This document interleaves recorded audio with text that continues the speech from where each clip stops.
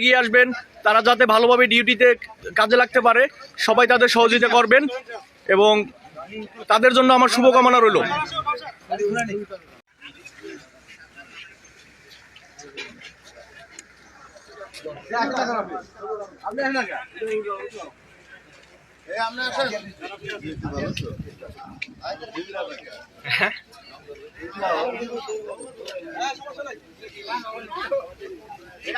আলহামদুলিল্লাহ, আমাদের মাঝে শান্তি ফিরে এসেছে, আমাদের দেশের শান্তি ফিরে এসেছে। আমাদের জনগণের মুখে হাসি ফোটানোর জন্য আমাদের পুলিশ ভাইরা আমাদের কাছে এসেছে।